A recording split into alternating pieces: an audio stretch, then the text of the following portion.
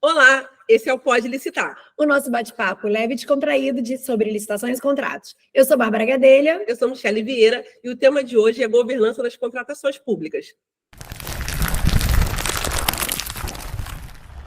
Bem, o convidado de hoje é um convidado de peso, é o professor André Luiz. Bom, para a gente explicar para vocês, apresentar para vocês quem é o André Luiz, eu trouxe até uma cola, porque senão eu não ia lembrar o currículo todo dele, que é muito extenso. Então, vamos lá. Primeiro, eu quero agradecer a presença do André, que aceitou participar desse episódio com a gente hoje. O André é subsecretário de Administração Geral do Distrito Federal, é especialista em Direito Administrativo e Processo Administrativo, membro do Grupo de Estudos, Pesquisa e Extensão em Direito Administrativo Contemporâneo da UF, Universidade Federal Fluminense, instrutor na Escola de Governo do Distrito Federal, instrutor na Escola de Contas do Tribunal de Contas do Distrito Federal e há 13 anos fiscaliza e controla as contratações públicas. Tudo bom, André? Obrigado, uma honra estar participando do Pode Licitar com vocês. A honra é toda nossa, André. Sem dúvida, a gente agradece muito a tua presença aqui hoje. Bom, e com base em todo esse currículo, a gente quer pedir para que o André conte um pouquinho para a gente qual é a sua trajetória nesse tema de hoje, então, que é o tema da governança. Conta para a gente um pouquinho. Como acho que todo mundo trabalha nessa licitação, né, ninguém entrou querendo fazer isso, né, meio que foi jogado. Foi no meu caso também, assim, que eu entrei na administração, como estava terminando direito ainda, né, já me empurraram.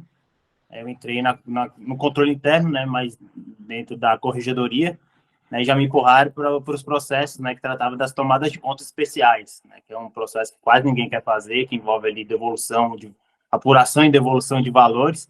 Aí sempre assim, pega o novinho, né, acabou de entrar, tá fresco, joga para lá. E no órgão que eu fui, né, fiscalizar, que é o Detran aqui do Distrito Federal, a grande maioria dos problemas que tinham era com contratos.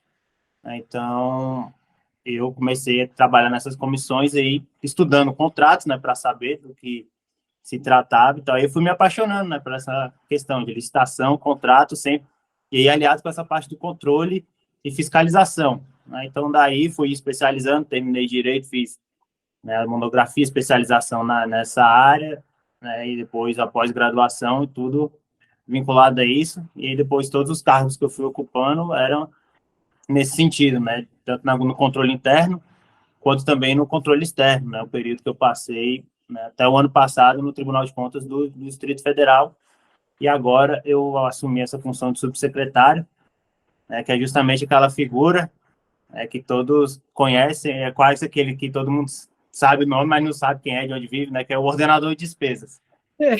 Então, eu sou o tal do ordenador de despesas, justamente aquilo que a gente vai falar hoje. Um membro, né, presente da famosa alta gestão. Né? Então, Você é o representante da alta gestão hoje aqui. Então, o que a gente da alta gestão está fazendo, ou pelo menos deveria estar fazendo, para implementar aí a governança nas contratações. Perfeito, André. Olha, quando você estava falando, eu fiquei pensando e vendo vários cenários, realmente, ser a alta gestão, né, nunca foi fácil, e com o advento da 14.103, eu acho que isso redobrou a responsabilidade, mas também trouxe uma certa segurança para bons servidores, assim como você, que já atuam, né, de forma efetiva na administração pública e conhecem a importância, né, da governança nas contratações. Agora, ser ordenador de despesas, eu confesso que isso não é para qualquer um, não. É uma responsabilidade muito, muito grande, assim, tenho certeza que você desempenha de uma forma muito bem feita e bem efetiva. Mas seguindo nessa lógica, então, de tudo que você falou, eu me pergunto uma questão. Ser alta gestão, ser alguém que é o ordenador de despesas, então, assim, a pessoa que tem a maior responsabilidade por zelar do bem público, né, evitar dano ao erário. E aí, diante da nova legislação, a gente percebeu que a governança veio com muita força nessa legislação, né? Você vê uma preocupação, de fato, do legislador em trazer esse entendimento para toda a comunidade. E aí eu me pergunto, a nova lei de licitações, ela veio espelhada muito com o que a gente tinha já nas normas dos próprios tribunais de contas, né? Ela veio com muita coisa do que a gente tinha de normativas dos federais, o que tem sido pontuado por algumas pessoas que vai ser um desafio para os pequenos municípios em se adaptarem, né, a essa realidade. E mesmo posteriormente à lei, a essa roupagem que ele trouxe, já tivemos vários outros normativos que foram já publicados no sentido de trazer procedimentos e, para alguns doutrinadores, trouxe uma certa burocratização nos procedimentos para os pequenos entes. Nesse sentido, eu queria te devolver uma pergunta com base em tudo que nós falamos. Você acredita que o caminho, né, para a melhoria do que a gente precisa e necessita da administração pública, e falando de governança, perpassa por todo esse regramento que tem sido efetivamente lançado, ou isso está muito mais ligado numa mudança cultural, né? Muito mais ligado na questão de mudança cultural e das organizações da própria alta gestão aqui representada por você? Bom, obrigado pela pergunta. Assim, eu diria que é um misto dos dois, né? Tanto assim, é importante a governança quanto burocracia. A gente tem muita ideia de burocracia como uma coisa ruim, né, que já ficou até na cabeça. Mas se for na origem mesmo ali da palavra, lá atrás, nos pensadores, né, Durkheim e outros, né, a burocracia foi importante para justamente colocar regras, né, onde não tinha regras, onde se fazia o que queria, né, como a administração pública lá patrimonialista, passou para a burocrática justamente por isso. Foi importante essa questão de colocar regras, né, as pessoas saberem que tem uma lei que orienta, né, seguido lá de outros normativos, decretos. Isso também no mundo das contratações públicas, né, não foi diferente, só que o que eu vejo, assim, dos servidores em si é que muitos pararam na era burocrática, não avançaram para a próxima etapa que a gente já está, né, atualmente, já tem um tempo, que é a administração pública gerencial, né, o que é? Que está mais preocupado, logicamente continua preocupado com a legalidade, como na burocrática, mas na gerencial a legalidade não é um fim em si mesmo, é um caminho que a gente tem que percorrer para chegar no objetivo maior, que é o quê? A eficiência. Por isso que até a própria Constituição foi alterada, né, com a emenda constitucional lá de 1998, que justamente inseriu a famosa eficiência lá no LIMP, no famoso LIMP, lá no artigo 37, que ela não é do começo da Constituição, ela foi inserido depois com a emenda constitucional de 98. Então, desde 98, a administração já está, ou deveria estar, né, nessa parte gerencial, onde está preocupado o quê? Com a eficiência, né, e não só com a legalidade. E o que eu vejo passando por a cultura é justamente isso. Nos órgãos que eu passei, né, com o controle interno, que a gente estava justamente preocupado com a instalação dos instrumentos de governança, né, por exemplo, planejamento estratégico, gestão de riscos, programa de integridade, né, o controle preventivo das contratações. Muita gente ainda reclamava, né, de que os servidores, de que era mais trabalho, que era só mais trabalho, que era só uma modinha, né, digamos assim, e que daria mais trabalho. Então, tinha uma certa resistência que, aos poucos, a gente, né, com muita conversa, muito diálogo, ia tentando quebrar de qual forma, né, mostrando qual é o benefício. Nesse começo, sim, dá um trabalho fazendo, você sair da inércia dá trabalho, né, mas esse trabalho lá na frente vai ser o que eu faço. Pensa como a governança, como ensina, né, com todos os seus artefatos, conforme lá o próprio artigo 11, parágrafo único, né, da nova lei de licitações fala, inclusive que é responsabilidade nossa, da alta gestão, implantar, é um investimento, não um gasto. Logicamente, é um tempo que eu falo que você não vai gastar, né, mas você vai investir. Então, é isso quando a gente, antes, né, de ser da alta gestão, a gente, ainda como controle interno, passava para a alta gestão e tinha muita resistência, tanto dos servidores quanto da própria alta gestão, de falar que era perder tempo, já tem tanta coisa para fazer, principalmente a alta gestão, aí tem que parar para instalar comitê de governança, comitê de gestão de risco, comitê de integridade, né, esse tanto de coisa que tem que instalar, eles vinham sempre com maus olhos, mas a partir do momento que começava a sair o resultado na prática, aí eles viam e eles mesmos pediam, né, outros órgãos viam o resultado daqueles que já implantaram e vinha até a gente da controladoria para pedir, né, ajuda aqui meu órgão, como é que a gente faz, né, porque isso dá mais segurança para o gestor, né, e, inclusive eu na prática, né, como órgão de controle, principalmente lá do controle externo, eu via que aqueles que tinham, né, implementado, por exemplo, a matriz de risco, na hora que o Tribunal de Contas questionava por que de tal decisão, ele simplesmente pegava o processo, colocava a matriz de risco e falava, tinha uma matriz de risco, eu escolhi aquela que, de acordo com a minha matriz de risco, ia trazer menos prejuízo. E o tribunal, em todas as decisões que eu vi, né, acatava ali o argumento, recomendava, né, algumas melhorias e tal, mas não aplicava multa, não aplicava nada. Né? Então, esse é o benefício, né, na prática, da implantação dos artefatos de governança. É a própria salvaguarda do próprio gestor. Então, é isso agora, como membro da alta administração, eu tenho que falar com meus pares que é isso, ó, não é perda de tempo, na verdade, é investimento. E, no fim das contas, você mesmo está se resguardando de um problema futuro, né, com o Tribunal de Contas, se você implementar tudo isso. E no final das contas, né, igual o grande professor Paulo Alves, meu amigo aqui de Brasília também fala, né, a governança, inclusive a gente até apelida, né, que o artigo 11, parágrafo único, a emenda Paulo Alves, né, ele sempre fala tanto, né, de governança das contratações aí pelo Brasil afora, e como ele fala, a gente mesmo concorda, né, vai ter que aplicar isso aqui, então tá na lei, então não tem como correr. Até antes, quando tinha normativos, né, dava quando era só uma instrução, alguma coisa, até que o gestor ali tentava, né, dar uma escorregada e tal, mas agora tá na lei, não tem para onde correr. Se não aplicar no amor, que é entendendo tudo isso que a gente está falando aqui, vai ter que aplicar na dor, que é quando o tribunal lá mandar a cartinha e aplicar a multa.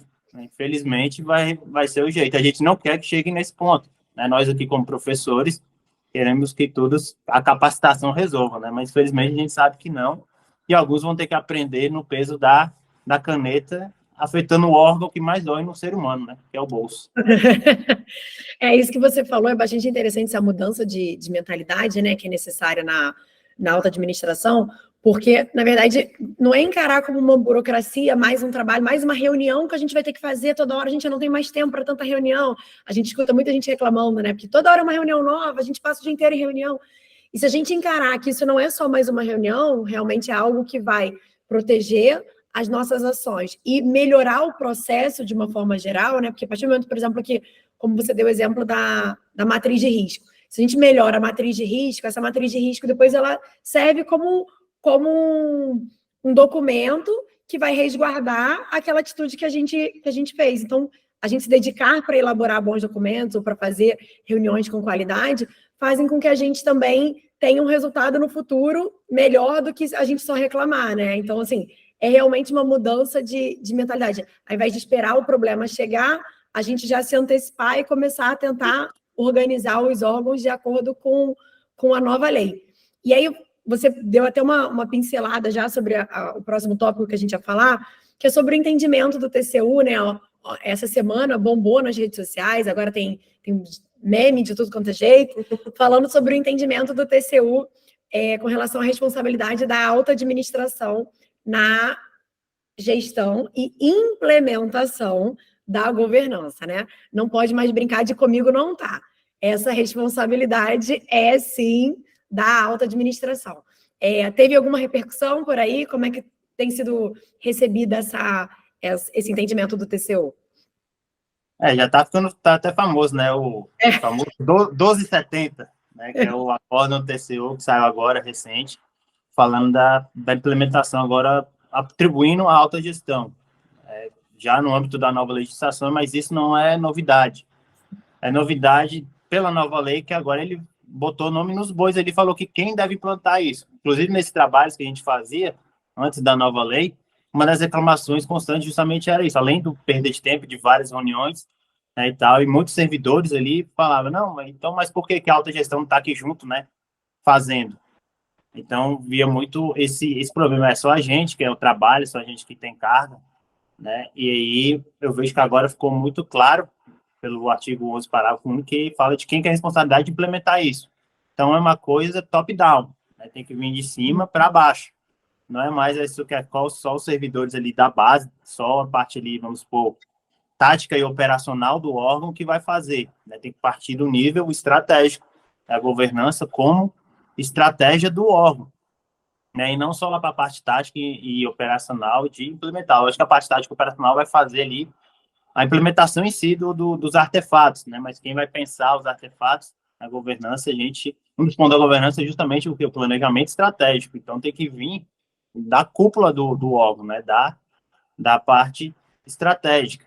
Né? Então, a lei deixou isso muito claro, que é de quem é a responsabilidade, é de cima para baixo, e por causa disso, que a lei está muito clara, os tribunais de contas, né, não só tribunais de contas, como as controlarias também, ali nas suas inspeções, nas suas auditorias, como a lei atribui responsabilidade, vai querer verificar ali por parte do gestor, da alta administração, o que você está fazendo para implementar isso que a lei mandou implementar. Então, não é mais só uma norma interna ou um acórdão lá do tribunal que já, isso não é novidade, né? Desde 2015 o tribunal já vem falando. Posso até citar aqui um acórdão paradigma também, o 2622, né, de 2015, do plenário do TCU. Ele já falava dessa governança das contratações, mas era uma coisa mais orientativa, né, igual está falando. Agora, quando a nova lei estabeleceu que é a obrigação da administração, também os tribunais vão querer não só orientar, mas também cobrar, de fato, a efetiva implementação dessa atribuição legal, que aí os gestores vão ter que implementar, querendo ou não, porque agora é lei e os tribunais vão começar a cobrar, e esse acordo no 1270 é justamente nesse sentido, né, que ele vai falar que atrai diretamente para a autogestão do órgão a responsabilização pelas irregularidades e eventuais danos ao erário que vierem a ser contratados, né, das fragilidades na sua governança, principalmente das contratações, né? Lembrando que a governança tem que ser do órgão como um todo, né, de toda parte ali, mas a governança das contratações é uma das principais, porque não existe nenhuma política pública implementada sem contratação, né, seja de bens, seja de serviços. Nada que o Estado oferece, né, é sem contrato, né, seja de produto ou serviço. Até mesmo aquela coisa que ele oferece diretamente com seus servidores, você precisa ali dar os insumos para os servidores trabalharem, né? Então, isso é por meio de contratações, né, instalação para os servidores estarem, os insumos, a gente pensa no hospital, né, foi construído por uma licitação, né, ali as cadeiras, todo o mobiliário, a licitação, os insumos ali que os enfermeiros, médicos utilizam, é licitação. Então, não existe política pública sem contratação. Então, por isso, a governança das contratações é, logicamente, uma das mais importantes, né, dentro dessa parte estratégica do próprio órgão. A partir do momento que a alta administração vai começar a entender essa importância, e muita gente fala, licitação, trata a licitação só como uma atividade meio. Tem uma atividade meio, mas que sem ela não tem atividade da ponta. Sim. Então, essa mudança de mentalidade, não só lá do nível tático e operacional, né, que a gente já falou antes, a mudança de mentalidade e de cultura também na própria alta administração, né, de entender a importância disso, não só para se resguardar, né, mas também para ofertar uma política pública de qualidade para a população, que é o fim de toda a contratação. E é quem paga, né? Na verdade, é quem paga todo mundo, tanto o servidor, o salário, quanto a empresa que está prestando o serviço, né? Quem paga é o cidadão. Então, ele é o dono. Então, ele merece um serviço, um produto de qualidade, e a governança das contratações, né? Trazendo isso justamente, a gente prima pela eficiência. E de acordo lá com o artigo 11, né, parágrafo único, não só eficiência, mas também eficácia, efetividade, né? Você fazer o que tem que ser feito com o menor custo possível e no menor prazo possível, né? Então, isso que a de alta administração tem que entender e começar a implantar ali no seu órgão. Perfeito. Sim. Essa parte que você falou do recurso é muito interessante, a gente até comentou, não lembro se foi no episódio anterior, a gente falou sobre isso, né, que quando a gente fala sobre alta administração e até a questão da governança, a gente não está falando sobre a administração do nosso dinheiro, né? Sobre o dinheiro da nação. Então, quando a gente fala sobre tantas linhas de controle, sobre a necessidade de esquematizar tantas estratégias, é justamente por isso, porque a gente está cuidando do dinheiro do país como um serviço público. Então, não é o que a gente quer ou o que a gente acha que é melhor, mas é aquilo que vai ser melhor para prover para a população, né? Isso é uma mudança de mentalidade que até o tático operacional, como você colocou, também precisa ter, né? Porque a gente às vezes acaba que, não, mas eu prefiro aquele outro material que eu acho que é melhor. Não, mas não é o que você acha que é melhor, né? A gente está fazendo em prol de toda a população e primando pela economia do dinheiro de todos nós, né? Na verdade. Nossa, foi tanta informação que enquanto você vai falando, eu estou me concentrando para não me perder aqui, porque está sendo uma aula, verdadeiramente. Governança é um tema, cheguei a falar isso com você quando a gente estava conversando pelo WhatsApp, um tema que eu tenho cada dia mais me aprofundado e me apaixonado. Paulo Alves, né? O professor Paulo Alves é, de fato, um culpado por isso. Uma referência, uma palestra que tive com ele, eu fiquei completamente apaixonada por essa parte, por essa temática, né? Justamente por tudo que você está trazendo aqui para a gente de uma forma tão didática, sabe? Eu tenho certeza que quem estiver te ouvindo nesse momento vai estar tendo essa mesma sensação que nós estamos tendo aqui durante a gravação, em te ouvir falar. Nos parece tão mais simples implementar governança ao te ouvir falar e traz um desejo de voltar para o órgão e levar esse conhecimento para que a gente possa multiplicar a importância de que não é burocrático, mas é segurança para a gente, que está diariamente, né, tentando entregar o melhor.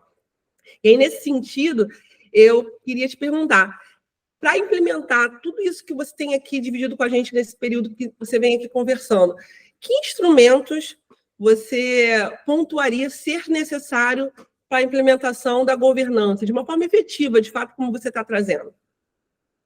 Então, o primeiro ponto ali, que eu falei, às vezes, igual você falou, né, dá vontade de montar povo, então, às vezes, dá vontade de pegar um machado, rachar a cabeça e enfiar lá dentro para entender. Um ou outro, né? Ou é muita vontade de fazer, ou é vontade de correr também, né? Porque é uma coisa que a gente que trabalha com isso, né, há muito tempo.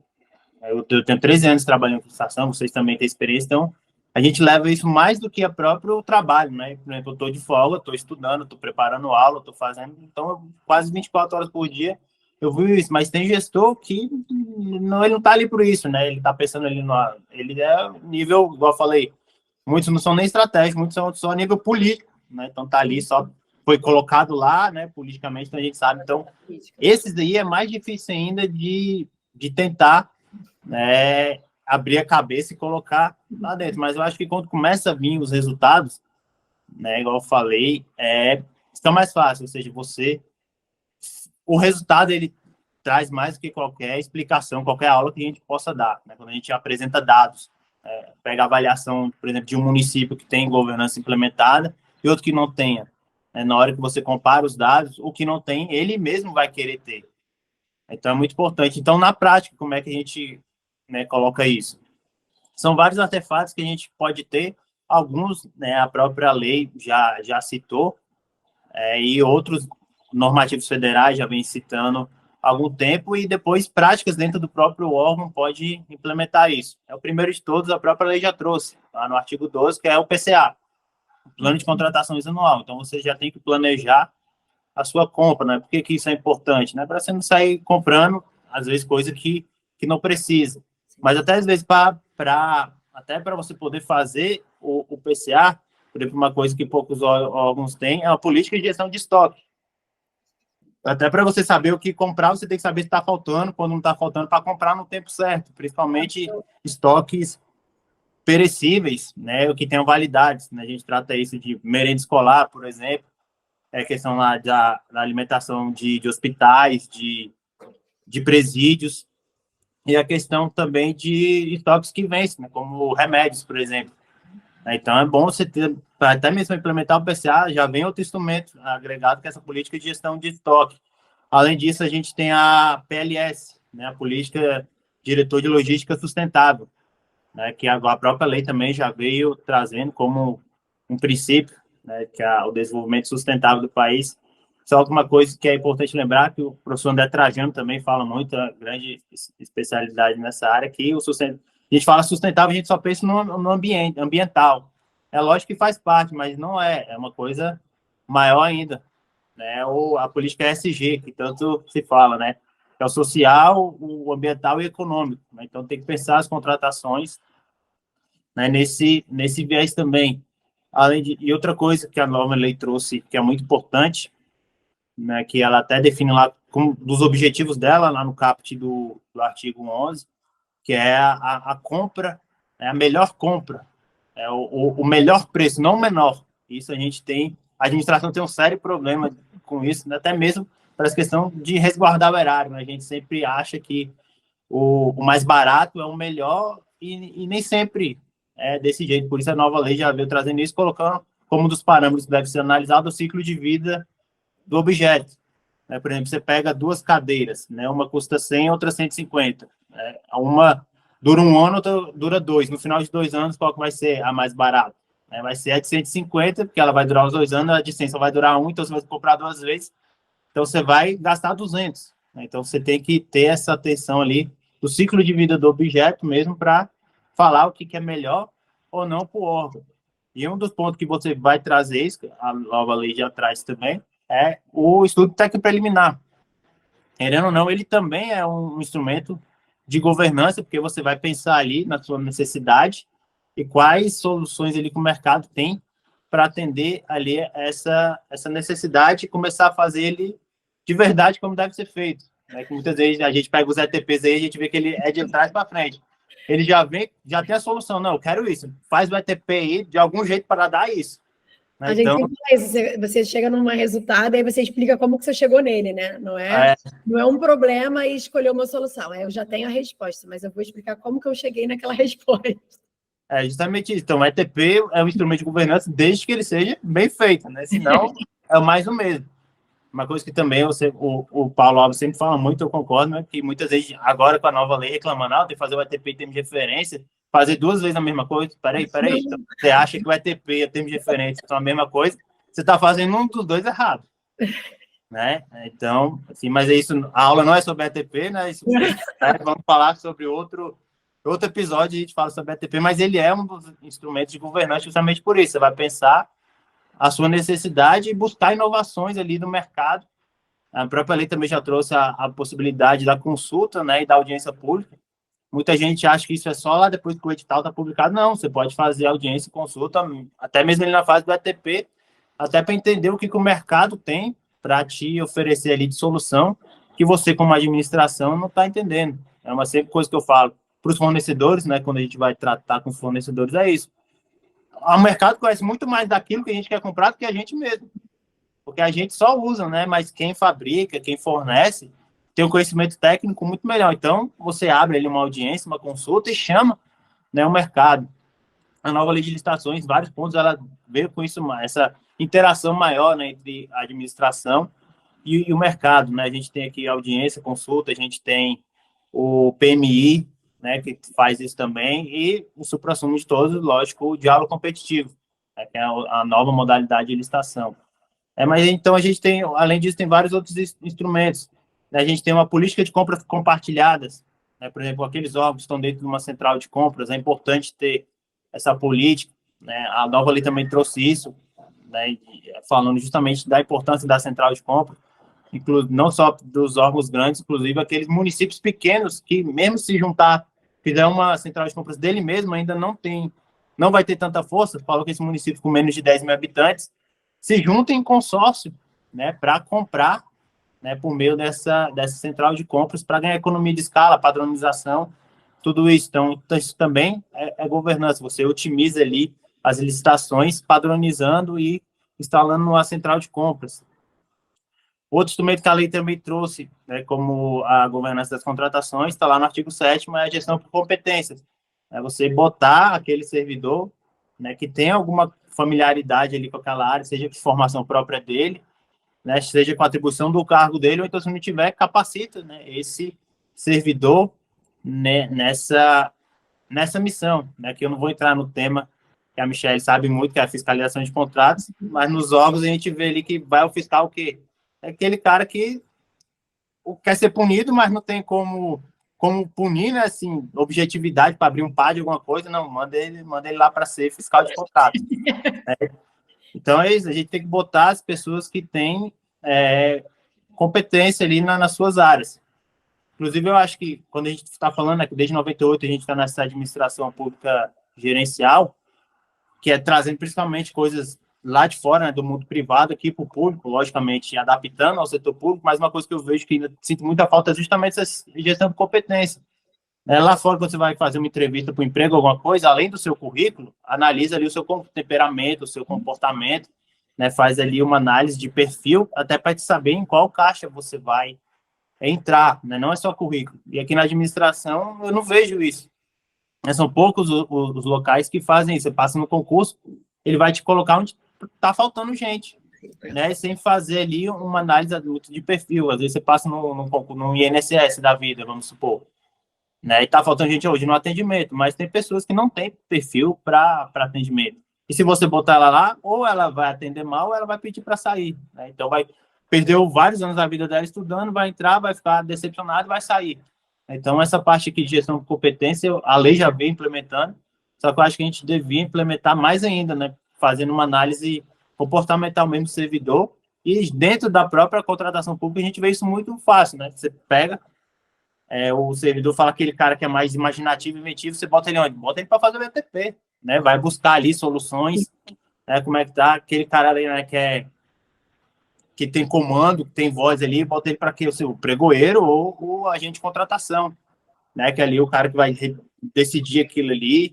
E também tem o perfil, né, de fiscalização, também bota na fiscalização. Então a gente consegue dividir também esses perfis, e é isso que eu não vejo implementado na administração. Isso também a alta gestão pode fazer, né? Inclusive, como a gente tem que implementar a governança, e a gestão de competências é um dos elementos da governança, a alta gestão também, se quiser, né, ela pode começar a implementar esses instrumentos. Uma coisa que eu também acho muito falta é isso, né? Só fazer o que a lei manda. A lei não falou para fazer isso, eu não vou fazer. Não, você pode fazer, desde que você não contrarie, né, a lei nesse ponto. Então, você pode estabelecer uma coisa ali no seu órgão, que seja, né, para tentar implementar, por exemplo, uma gestão de competência, além de uma análise curricular, uma análise de temperamento, lá pega o pessoal da RH, faz uma entrevista, né, e bota as pessoas. Então, não é porque a lei não fala para fazer isso, você não pode fazer. Então, às vezes, eu acho que falta muito ali para a alta administração isso, proatividade também, né, de só fazer aquilo que a lei manda. Antigamente, lá no burocrático, tinha essa visão do tal da legalidade estrita, né, que a administração só pode fazer aquilo que a lei manda. Né, mas a gente já vem com o tempo vendo que não, a gente tem que entender o espírito da lei ali, o que ela tenta trazer, até porque o legislador não vai conseguir prever tudo. Então, se for fazer a lei só que a lei manda, você vai fazer 30% que você tem que fazer. Então, você tem que pegar ali o espírito da lei, por exemplo, a nova lei de governança me fala qual o artigo que define, eu falo que é o 11, o parágrafo único. O espírito está aqui, então você pode fazer tudo, né? Ela é muito principiológica, né? Você tem só ali 22 princípios, além do você ter que acatar, né, os entendimentos lá da LINDB. Então, juntando isso dá 23. Então, o gestor pode implementar, ter proatividade e justifica como? Por esse tanto de princípio que a lei traz, eficiência, efetividade, né, transparência, proporcionalidade, todos esses princípios, planejamento também está lá no artigo 5º. Então, tudo isso o gestor pode implementar. A gestão de risco, né, logicamente, a lei traz em vários pontos. Lá na fase preparatória, né, ela fala para fazer uma análise de risco da contratação, e também lá na fase contratual ela traz a matriz de riscos, né, que é para evitar ali pedidos de reequilíbrio, né, já prever problemas que possam acontecer. Só que ela fala que é obrigatória lá para os contratos de grande vulto, né, mas ela é tão importante de governança que aí o gestor ele pode fazer para as outras contratações, né, nem pede. Ela falou, ela é obrigatória para isso, mas não falou obrigatória só para isso. Ela é obrigatória para os contratos de grande vulto, obras de grande vulto. Mas é um instrumento de governança bom que eu posso aplicar, por exemplo, eu vejo que ela seria de grande valia nos contratos demo, né, que tem vários riscos envolvidos, principalmente trabalhistas, né, e ali a gente sabe que nem todos os órgãos têm a conta vinculada, né, então você pode prever já esses riscos na própria matriz de risco, né, então são coisas que o gestor, a alta administração, deve ter a proatividade de implementar ali no seu órgão, né, mas para isso ele precisa entender. Então a gente volta lá na gestão de competências da própria alta administração, né, já que muitas vezes a gente sabe que os cargos grandes são indicações políticas e tal, sem nenhum problema com isso, eu não vou entrar nessa seara aqui, mas então mesmo se a indicação política, se capacite, né? O que impede da alta gestão se capacitar? Igual falou no meu currículo, eu sou instrutor da Escola de Governo aqui do Distrito Federal. A gente dá aula para os servidores. A gente pode contar nos dedos quantas vezes eu vi ordenador de despesas fazendo curso, né? Os subsecretários, não vou nem falar secretário, né? Que isso nunca vai. Mas subsecretários ali, diretores, né? O nível estratégico do órgão, poucas vezes faz o curso ali se capacitando, né? Fica mais a cargo lá do tático e do operacional. Então, ele passa também da sensibilização da própria alta gestão.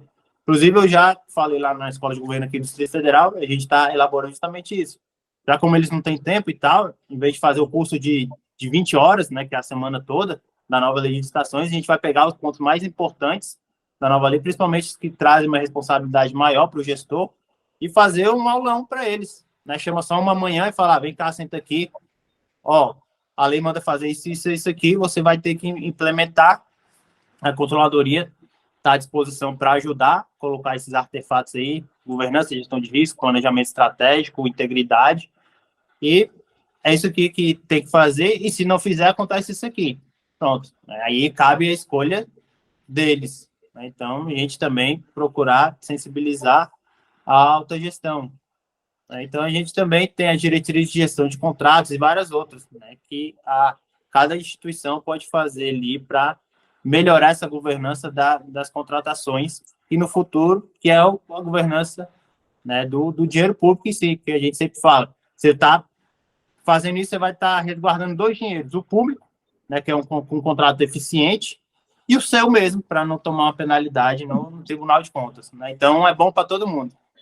Você até adiantou já, né, o próximo ponto, e falou muito do que a gente, já, quando a gente estava conversando sobre como a gente ia conduzir esse papo hoje, a gente tinha falado sobre essa questão da capacitação da alta gestão.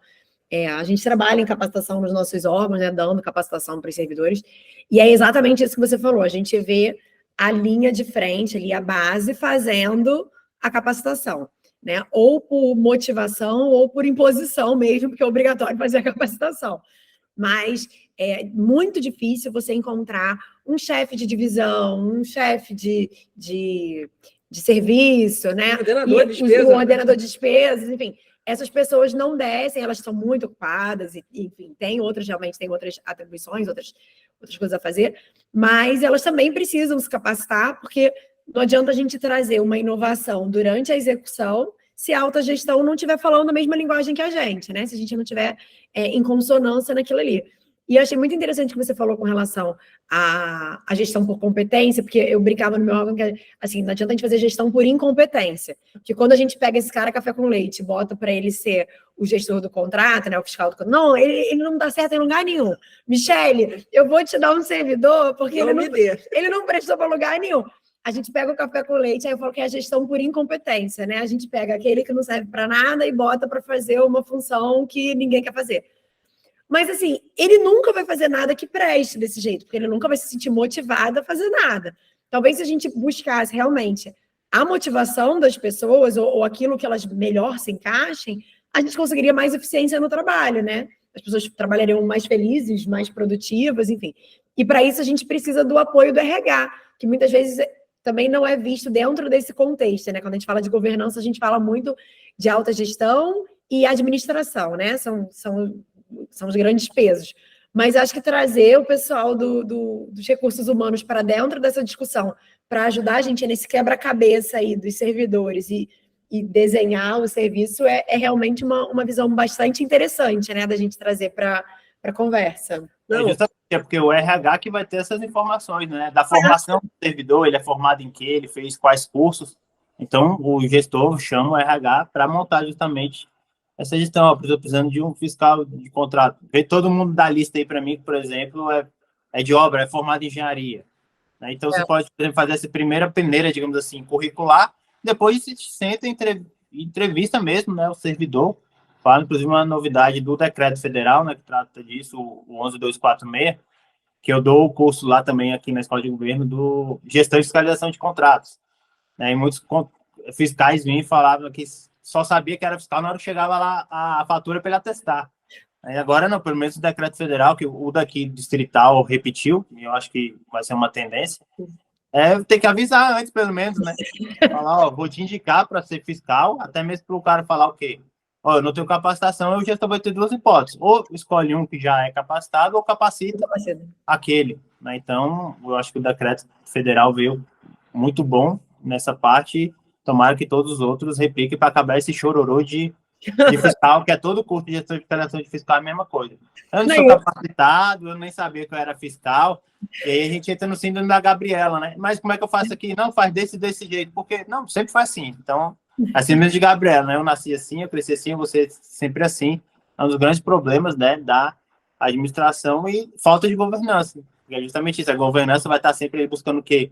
A inovação, a revisão. Outra parte de governança, que eu até esqueci de falar, que um instrumento, né, bom, é você fazer fluxogramas, né, fazer procedimentos de operação padronizados, porque que você acaba com duas síndromes, duas falhas na administração que eu vejo muito forte. É da Gabriela, que ninguém sabe por que faz, sempre foi assim e vai continuar sendo assim.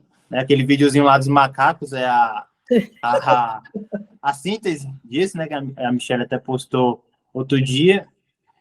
E a outra questão mesmo é você só replicar sem entender, né, o que você está fazendo, né, o famoso Ctrl+C, Ctrl+V, né, que é outra porcaria, né, principalmente nos ETPs também, e nos termos de referências, né, até se fala, você tem um tempo de referência, não, vamos começar a fazer o tempo de referência para a nova contratação, beleza, o que você pega como base? Você vai no tempo de referência passado, e só atualiza, e só ali muda o nome, alguma coisa. Tá, mas entre um termo de referência e outro, teve um contrato, muitas vezes de 5 ou de 6 anos, né, se ainda teve aquela prorrogação excepcional, que muita coisa mudou quantitativo, né, ele já foi alterado quantitativamente, qualitativamente, um monte de coisa. Então, o próprio planejamento na governança fala o quê?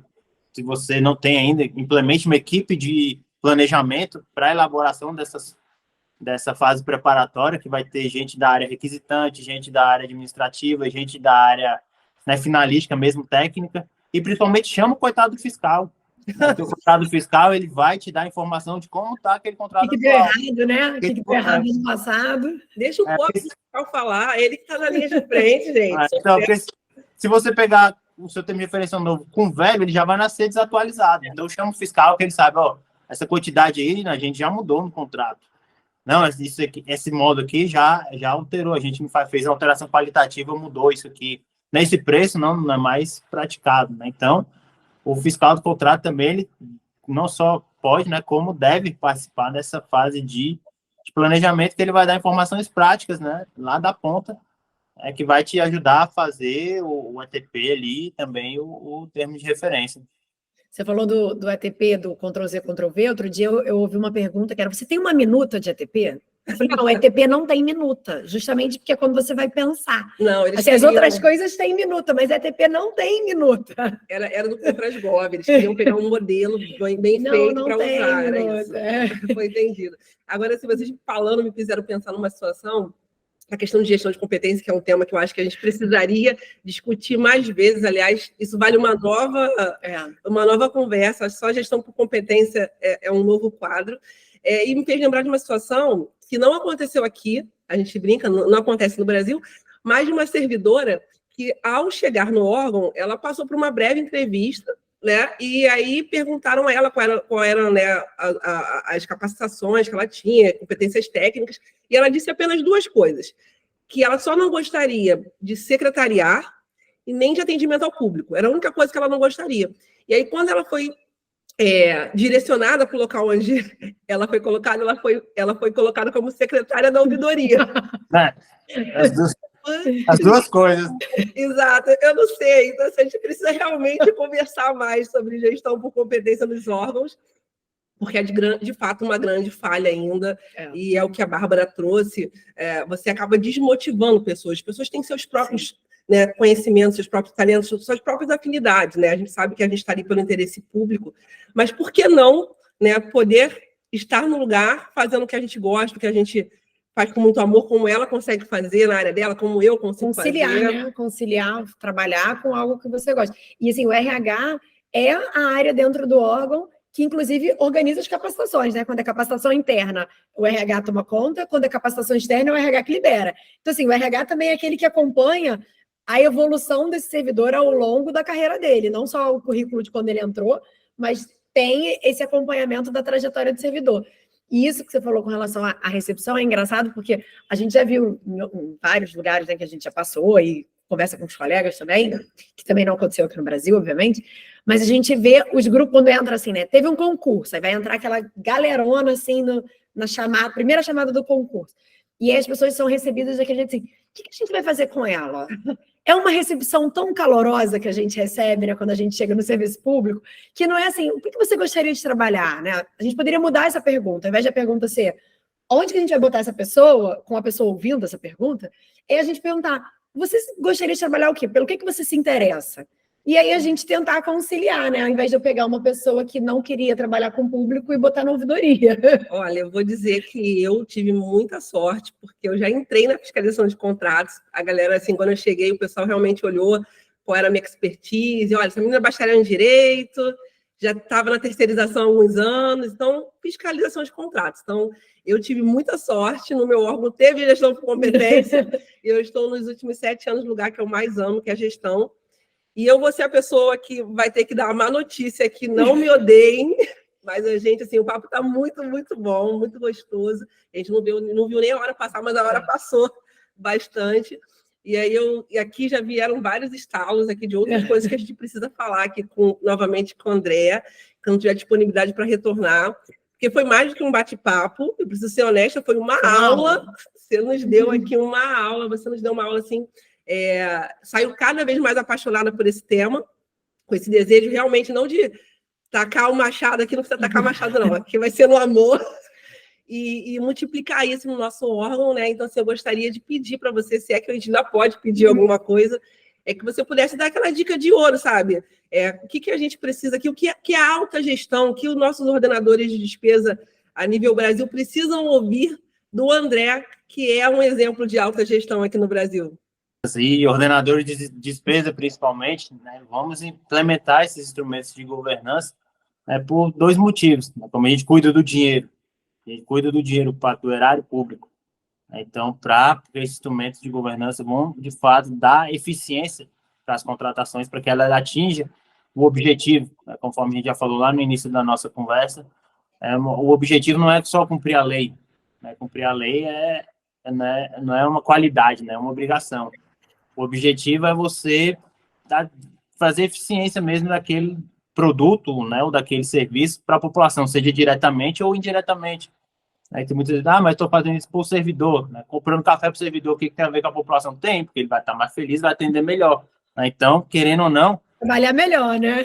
Querendo ou não, vai indiretamente para a população. Então, igual eu falei, né, toda contratação pública, ela é direta ou indiretamente para a população, que é o dono, né, de tudo. É quem paga tanto a gente servidor quanto o contratado. Então tem que começar a pensar mais nele. Né? Muitas vezes eu vejo isso, que faz até as coisas sem pensar nisso. Até já trazendo, né, porque vocês falaram, motivação, eu tento falar isso para a minha equipe, eu sou da área meio, né, o SUAG, né, o subsecretário de Administração Geral, ele cuida da área meio, né, eu cuido do quê? Da gestão de pessoas, do patrimônio, né, do almoxerifado, do orçamento e finanças e das contratações. Então é só a área meio. Então, muitas vezes, o próprio servidor da área meio não consegue identificar. Ele fica, muitas vezes, tomado pela rotina. Sempre fazer aquilo ali, né, uma rotina. Não é, por exemplo, o cara que está na ponta. Eu trabalho na Secretaria de Atendimento à Comunidade. Então, está lá na ponta atendendo. Mas eu até brinco. Falo, aí eles postam, hoje mesmo já postaram, que eles vão para as ações aí no final de semana. Né, aí muitas vezes fala, lá, atenderam não sei quantas pessoas. Eu falo para eles, mas atenderam por causa da gente. Se não fosse a gente, eles não tinham atendido. Que a van do atendimento itinerante que está lá, quem adquiriu foi a gente. A gente fez a licitação. Né? Os insumos que está lá, é a gente. O pula-pula que fica lá para as crianças pular, vem de contratação. Né? Então, tem que motivar o pessoal que trabalha na área de licitações nisso. Né? Que a gente está na área meio ali burocrática, mas a área fim não aconteceria se não fosse a gente da área meio. Então, de fato, a efetivação da política pública para a população não acontece sem o setor de licitação. Eu estou desmotivado para trabalhar, então se motiva falando que o Brasil só vai para frente se você fizer um trabalho bem feito. Se não, para tudo. É o recado que todo mundo precisava ouvir, né? Todo servidor precisa ser lembrado de para quem que a gente trabalha. Né? A gente trabalha para o público mesmo, a gente trabalha para a população. Acho que esse recado fecha com chave de ouro, né? No nosso episódio de hoje. Quero mais uma vez agradecer ao André pela presença, pela aula, por tudo que a gente conversou aqui, por essa troca maravilhosa. E acho que teremos que marcar mais encontros com o André para a gente poder tocar em outros assuntos que surgiram hoje aqui. Obrigada mesmo, viu, André? Agradecer, estou sempre à disposição, sempre que precisar, só chamar. Obrigada. E a gente agradece também a todo mundo que estava assistindo a gente. Se tiver qualquer pergunta ou algum tema também que vocês queiram ouvir, aprofundar mais, né, sobre o que a gente falou hoje aqui, por favor, mandem nos comentários, nas mensagens, que a gente toca nesses assuntos mais para frente também. É isso. Até breve, galera. Tchau, tchau. Até a próxima.